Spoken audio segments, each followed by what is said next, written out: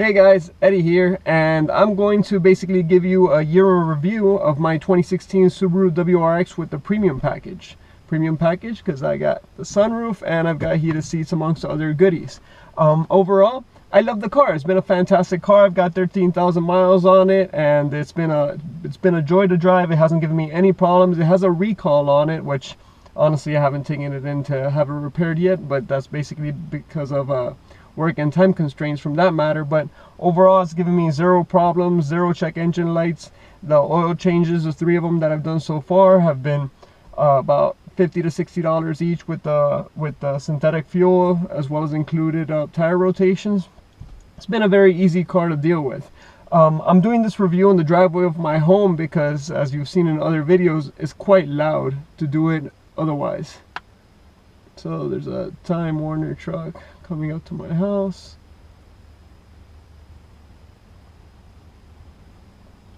Alright, it's not for me. But you do hear it beeping in as it's backing into my front neighbor's house. Hey buddy, yeah, I know I look like a psycho inside my car talking. Anyway, so getting back to the review. This car's been quite good with regards to fuel economy. I'm getting about 28.1 miles to the gallon combined, and that's driving both city and highway.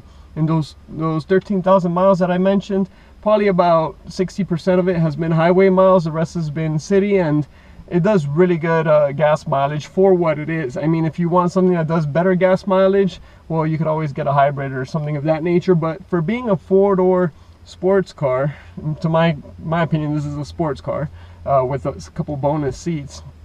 Being all-wheel drive, it does get really good gas mileage, and I really can't complain about that.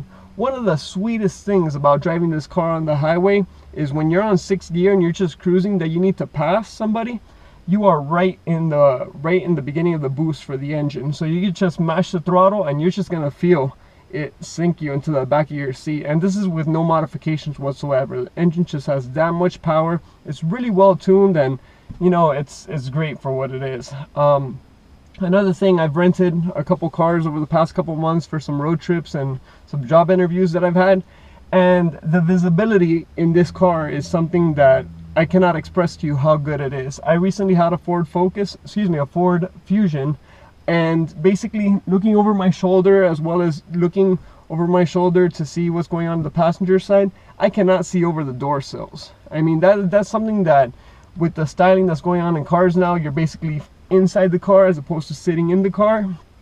It's quite refreshing to get back in my car and be able to have such good visibility. I mean, the windows are nice and large. It's, you know, you get a lot of light in here. You don't feel cramped at all. It's something that's very rewarding. Also, while driving the car, that's very rewarding is the actual steering wheel. I know I had some gripes at the beginning about all the buttons on the steering wheel. There's still some that I don't use, but overall it's very intuitive. I mean, you could trip once you kind of learn to work your way around it.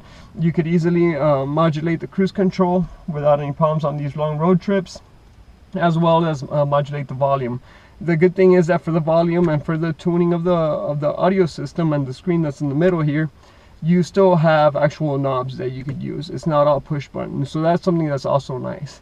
I know I had a lot of gripes about the little screen that's in the middle of the center console, but overall I got used to it. It's quite intuitive after all, and you know, it gives us something else to take a look at on the actual interior. The quality of everything in here is great. I mean, I've had the car for a year, as I mentioned, a year and a couple months actually. Excuse me. And there are no scratches on my interior. I mean, I treat my cars really well. I clean them regularly. I could do a better job. However, there are no scrapes, no scuffs anywhere. It's basically maintained itself quite well to wear and tear. The plastics are not cheap.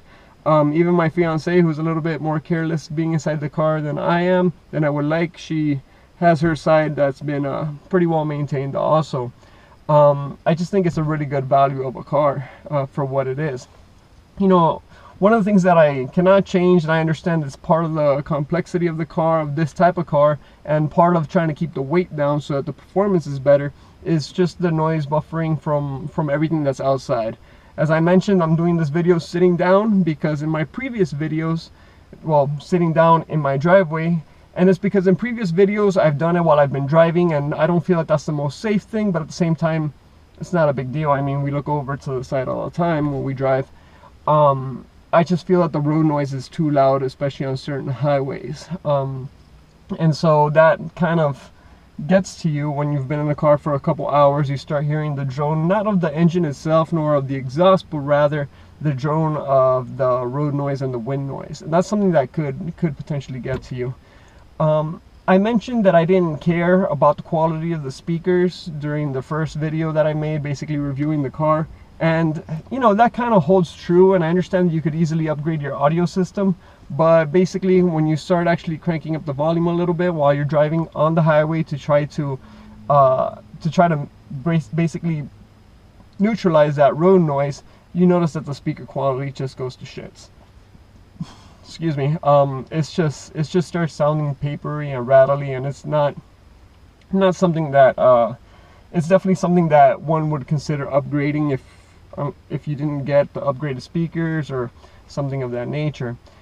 There have been some creaks in the panels in the car, which basically come and go. They're not something that's permanent, but I have noticed the B pillar here, my actual door itself, some places on the dash have had some creaks, but they're kind of temperamental, because sometimes they happen and sometimes they don't.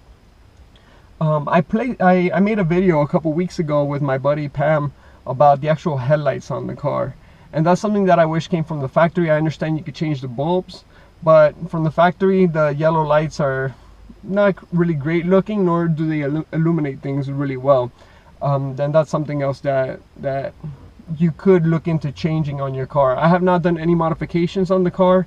My buddy went ahead and he did the Cobb tune, and that's something that I haven't driven yet, even though he's calling me every day telling me to go to his house and drive his car. I just haven't had a chance to do so. But that's something that I'm looking forward to experiencing, but not something that I'm looking forward to doing in my car. And there's a reason for that. The other thing that I had a gripe about was the fact that you couldn't bring the passenger window down on the 2016 model, but hey, Subaru listened to the complaints and they went ahead and made that an automatic feature now for 2017.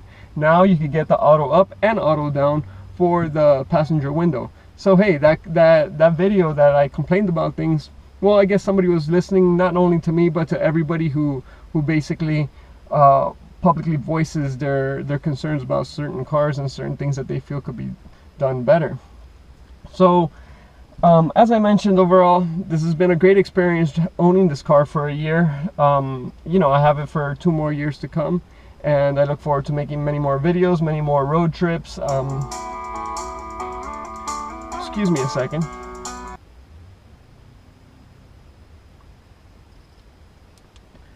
Sorry about that, guys. So as I was mentioning, I'm completely happy with the car. I love it. I have enjoyed it quite a bit. I would definitely get the same car over again. I'm happy with my decision, and I have a announcement to make. I'm not going to be driving this car as much anymore because I'm about to add a second car, which is actually my dream car. I'm adding it to my garage. So I'm very, very happy and very proud to introduce that I'm going to be taking delivery of this exact C7 Corvette Grand Sport that is currently waiting for me in the Corvette Museum in Bowling Green, Kentucky. I shall be picking this car up in 2 days, and I look forward to making many videos with it. I went ahead and did a custom ordered car because, as I mentioned, this has been my dream car, and I'm very, very excited to finally have been able to pull the trigger and sign the paperwork and now just go pick it up. So hopefully I'll get that content up for you guys. For those of you who have subscribed to my channel, thank you very much for doing so. Those who give thumbs up, hey, I appreciate that too. Those who give thumbs down, I mean, at least let me know why you give me a thumbs down. Ultimately, it's your choice, and at the end of the day, I don't really care, because I mostly do this stuff for myself and for those who are interested in learning about the cars. So thanks very much for watching, and hope you all have a great day.